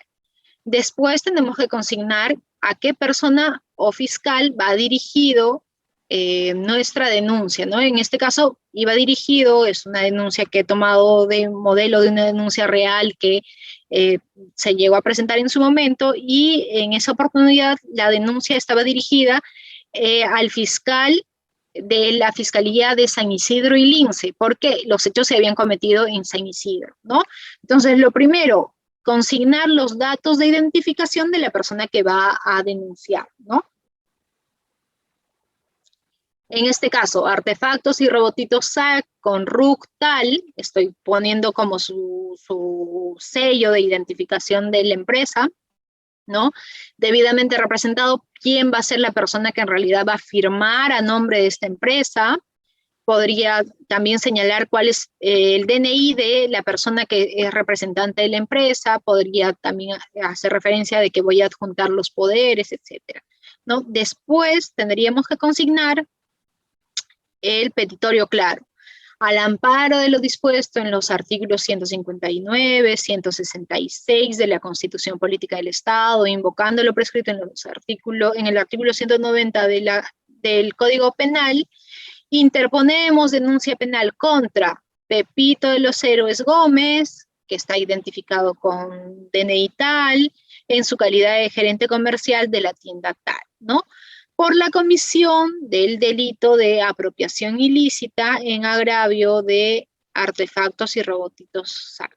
En consecuencia, solicita se sirva admitir a trámite la presente denuncia, disponer la realización de indagaciones urgentes y necesarias para que, llegado el momento, se ejercite la acción penal, se ejercite contra el denunciado la correspondiente acción penal, ¿no? Entonces, vemos acá cómo hemos plasmado de manera clara, ¿no?, cuál es lo que nosotros pretendemos. Pretendemos, primero, denunciar a Pepito de los Héroes y pretendemos que la Fiscalía admita a trámite la denuncia, disponga cuáles van a ser los actos de investigación que se van a realizar y posteriormente a los actos de investigación yo le estoy pidiendo que se llegue a ejercitar la acción penal ante el Poder Judicial, ¿no? Después de esto tendría yo que consignar cuáles son los fundamentos de hecho que sustentan la denuncia, ¿no? Ahí yo me basé en un criterio cronológico, ¿no? Primero señalé que el día 2 de enero, Artefactos y Robotitos había celebrado un convenio de exhibición con la tienda 3B, que era representada por la persona que ahora estaba siendo denunciada, que era Pepito de los Héroes, ¿no? A través de este convenio de exhibición, se había comprometido Artefactos y Robotitos a entregar en préstamo a esta última empresa 8 televisores y 2 robots con las siguientes especificaciones, ¿no? Pasamos, como podemos ver, esto es fundamental para poder identificar cuáles son los bienes, ¿no? Posteriormente narré qué es lo que había pasado el día 30 de junio del 2021, que en virtud de este contrato, tienda 3BIR se comprometió a custodiar y conservar los equipos con mayor diligencia y cuidado posible y a devolverlos el día 30 de junio de 2022 en las mismas condiciones en las que se entregaron, ¿no? Si bien el plazo del convenio podía renovarse por periodos similares, ello ocurriría siempre y cuando las partes así lo establecieran después de debatirlo. En ejecución del convenio de exhibición antes mencionado, el día 3 de enero de 2021, Artefactos y Robotitos SAC remitió a la tienda 3BIRL, ubicado en la avenida República de Panamá 554 San Isidro, comercialmente conocido como 3B, los equipos antes detallados, ¿no? Todos estos productos fueron recibidos por el denunciado Pepito de los Héroes Gómez, conforme se muestra en la guía de remisión remitente. Pese a que el plazo establecido en el convenio de exhibición, Artefactos y Robotitos tuvo que enviar una serie de cartas notariales dirigidas a tienda 3BIRL y Pepito de los Héroes Gómez como la persona que recibió los bienes, requiriéndoles la devolución de los mismos, ¿no? Después pongo qué es lo que pasó en realidad, que Pepito de los Héroes y la tienda no recibieron ningún tipo o no emitieron ningún tipo de respuesta y por lo tanto no devolvieron los bienes, ¿no? Después procedí a plasmar cuál era la fundamentación de hecho que sustentaba la denuncia, ¿no? Como pueden ver, ahí lo que hice fue plasmar cuál era el tipo penal que regulaba el delito de apropiación ilícita, ¿no? Después de ello se procedió a realizar una especie de disgregación de los elementos del delito de apropiación ilícita y como pueden ver, y les decía también en las diapositivas, lo importante no solamente es que nosotros establezcamos o señalemos cuál es en concreto el tipo penal o el delito que estamos invocando, sino que tenemos que plasmar por qué los hechos que nosotros hemos explicado en la primera parte de nuestra denuncia se enmarcan en este tipo penal o en este delito, ¿no? En el presente caso se ha cometido el delito de apropiación ilícita, ya que pese a que se entregaron 10 equipos electrónicos a tienda 3B, siendo recibidos específicamente por el denunciado Pepito de los Héroes Gómez para que estos fueran exhibidos en su tienda comercial 3B hasta el día 30 de junio de 2021, fecha en la que tenía que producirse la devolución. Lo cierto es que Artefactos y Robotitos SAC no ha podido recuperar los bienes de su propiedad pese a los reiterados requerimientos de devolución, ¿no? Entonces acá ya estoy adecuando los hechos a la norma, ¿no? En cuanto a la tipicidad objetiva del delito, ahí señalé quién tendría que ser el sujeto activo, quién tendría que ser el sujeto pasivo, ¿no? Un poco más ya de doctrina relacionándolo con los hechos. Cuál era la acción típica que se había cometido. Y finalmente, bueno, se puede hacer así o también se puede plasmar dentro del mismo cuerpo. En un otro sí, procedí a señalar cuáles eran los documentos que se anexaba y que los mismos también iban a servir de elementos de prueba, ¿no? Evidentemente tiene que ir la ficha RUC de la empresa, que es la persona jurídica que está denunciando, tendría que ir los poderes del representante, tendría que ir la copia simple del representante y todos los documentos que han servido para corroborar cuál era la obligación de la tienda 3B, que se le entregaron estos documentos para corroborar que se le entregaron, perdón, estos electrodomésticos y que posteriormente estaba en la obligación la tienda de devolver después de un determinado periodo de tiempo, ¿no? Entonces se va especificando lo más que se pueda. Finalmente podríamos señalar a quienes estamos nosotros designando como abogados defensores y también cuál va a ser nuestro domicilio procesal, ¿no? Lima, 3 de julio de 2022, etcétera, ¿no? Entonces, básicamente, esta sería una denuncia súper sencilla, ¿no? Donde no se necesita el conocimiento más profundo, más especializado de otros conceptos, ¿no? Porque si hubiésemos tenido que recurrir a una especie de glosario, de repente el glosario hubiese ido acá, ¿no? Antes de los fundamentos de hecho que sustentan la denuncia, ¿no?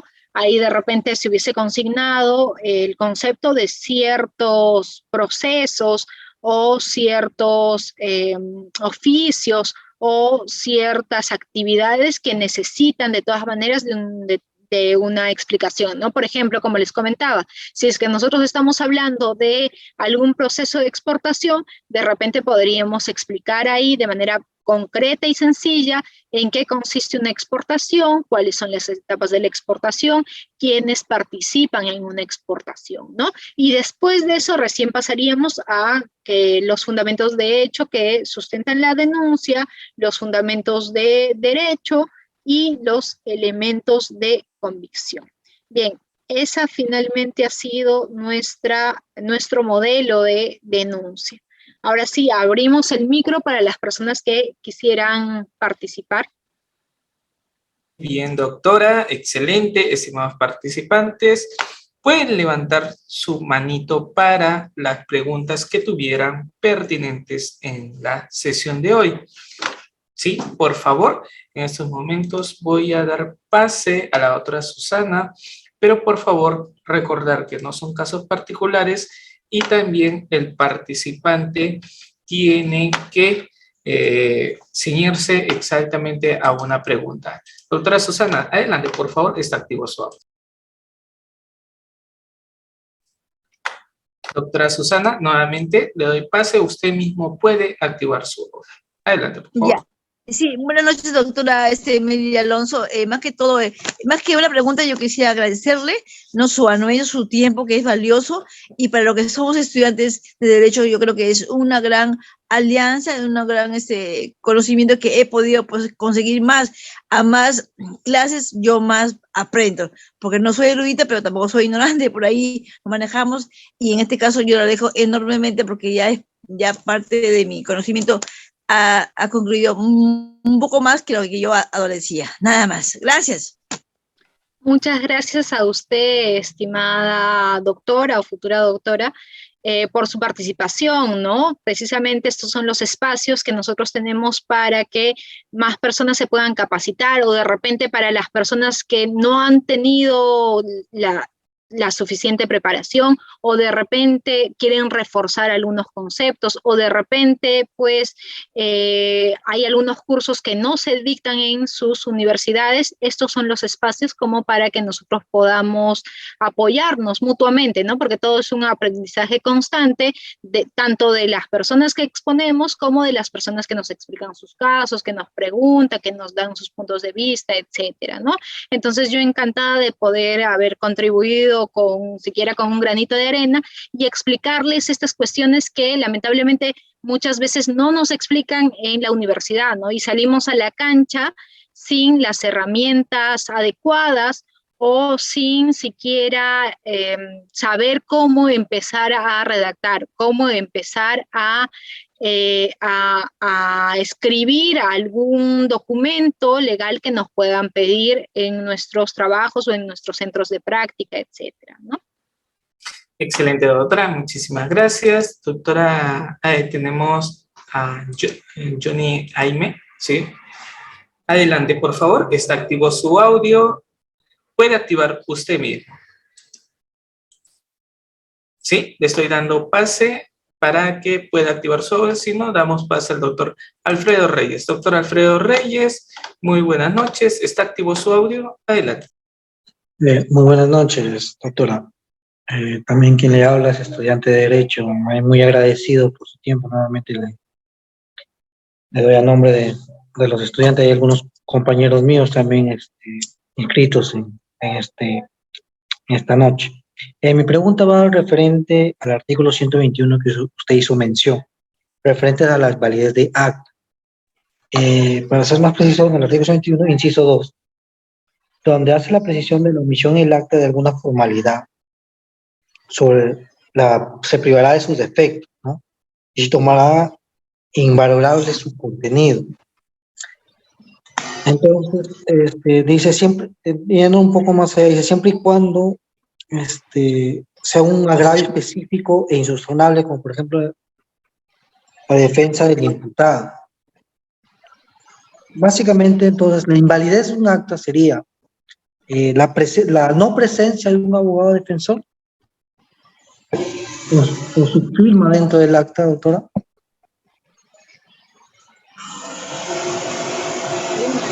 No necesariamente, ¿no?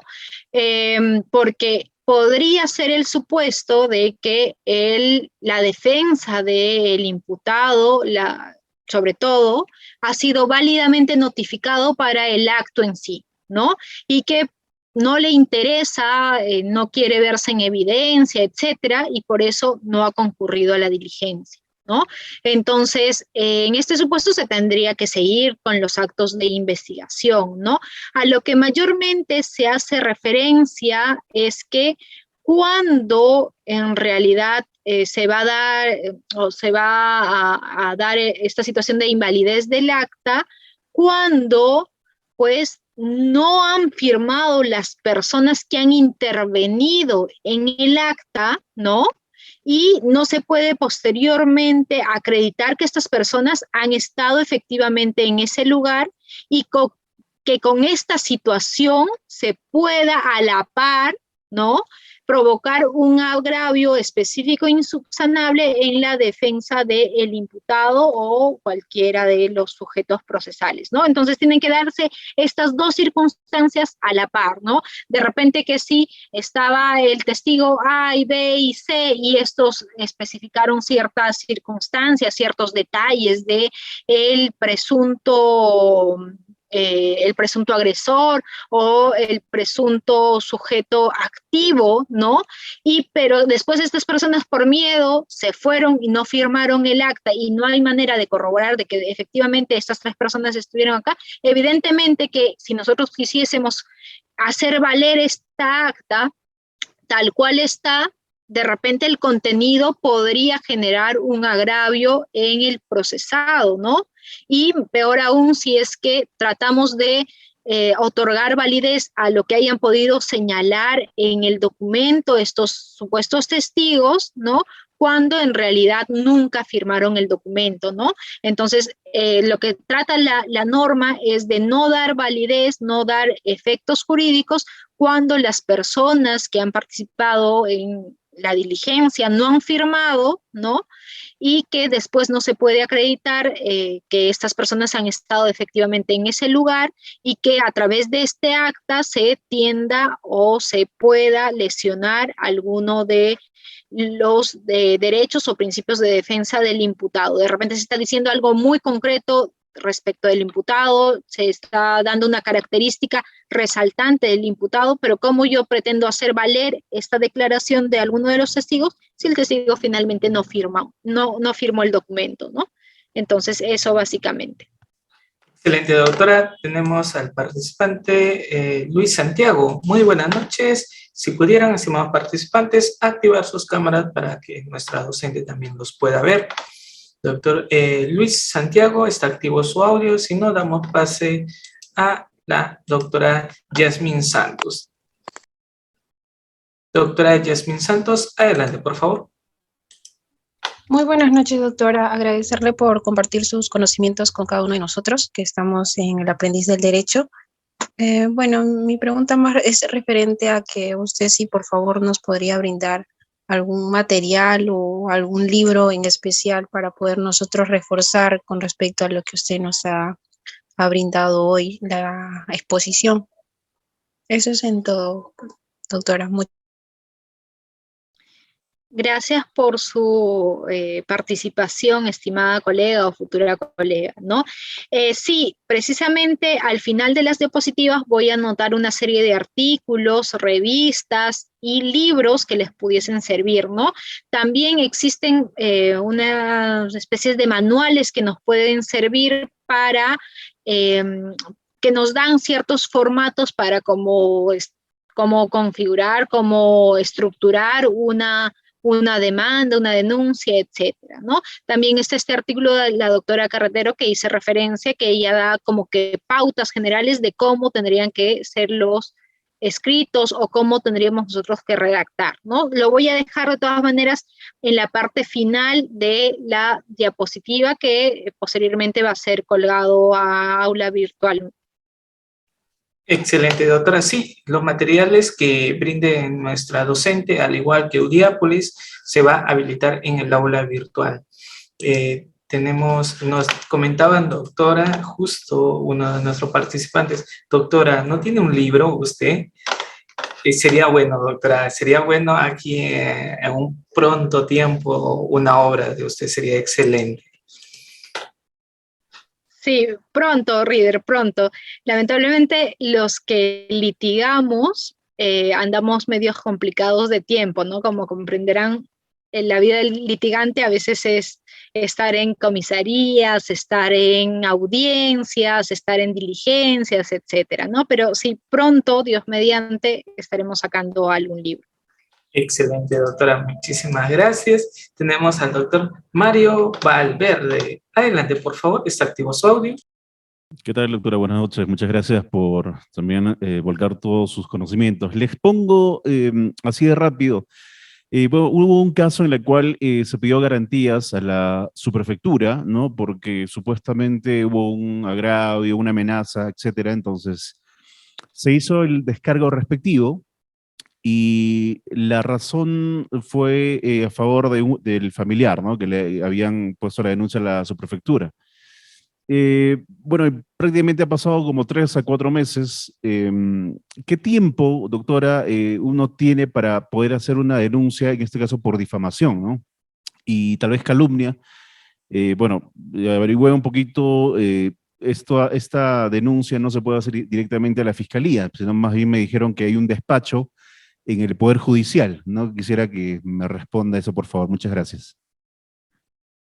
Gracias por su pregunta, colega.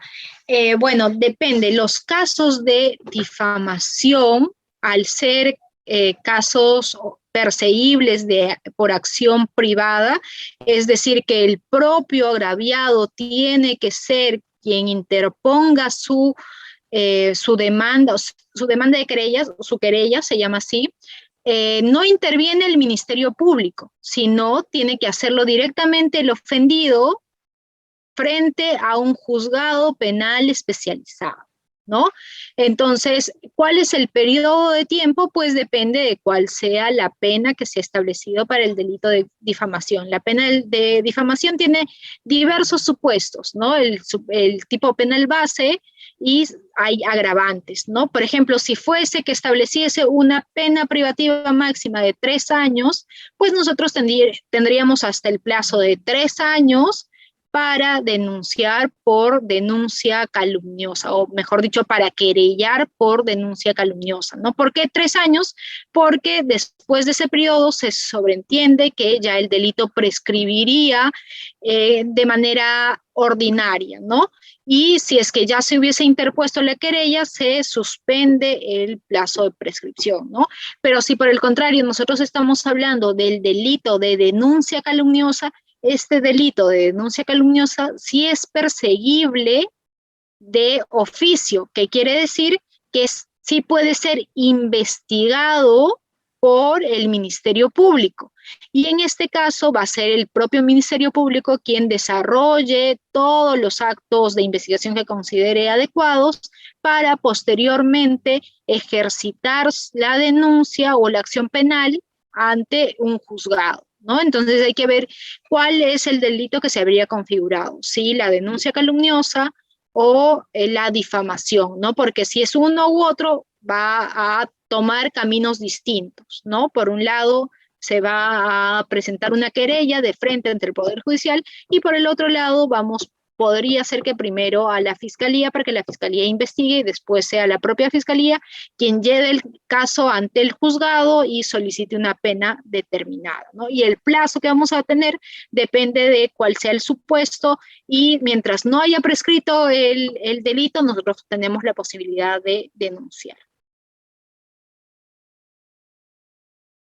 Excelente, doctora. Y damos pase al doctor Alberto Peral.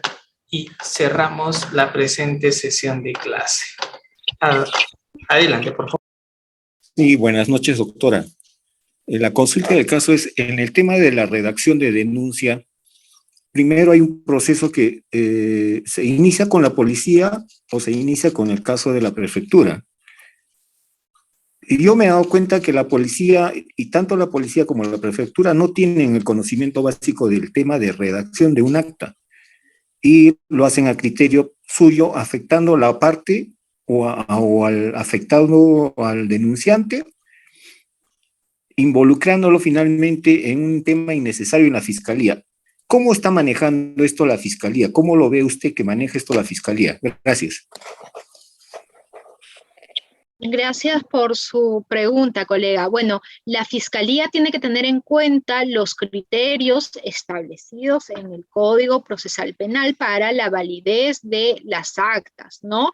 Ahora bien, si es que un acta en realidad plasmase cuestiones subjetivas, cuestiones que no pueden ser verificables a través de nuestros sentidos o apreciaciones de parte de una de las partes, pues lo que haría el fiscal es no asignar a esa parte en concreto algún tipo de valoración, ¿no? Por ejemplo, si es que se tratase de una persona que está ahí y empieza a dar una especie de declaración y dice, yo quiero dejar constancia que yo el día tal no he estado acá, etcétera, entonces el fiscal no tendría que asignar ningún tipo de valor a ese extremo, ¿no? Porque si la persona quiere declarar, su declaración tendría que tomarse a través de otro acto de investigación que es la declaración o el testimonio, ¿no? Entonces, y si nosotros fuésemos, por ejemplo, abogados del imputado y vemos que se ha levantado así un acta que no cumple con las especificaciones legales, que no cumple, por ejemplo, con que las personas que supuestamente han dejado constancia de algo o han dejado observaciones en el acta no firmaron, no quisieron firmar, podría yo solicitar ante el juzgado de investigación preparatoria la exclusión de este material probatorio, ¿no? En base al artículo al cual hicimos referencia, que es el 121 del Código Procesal Penal, ¿no? Pero todo va a depender de cuál va a ser la circunstancia del caso en concreto, ¿no? Pero siempre un acta se tiene, sobre todo cuando estamos hablando de cuestiones penales, se tiene que circunscribir al mandato de la ley. ¿Y cuál es el mandato de la ley? Es el que se establece en los artículos 120, 121 del Código Procesal Penal.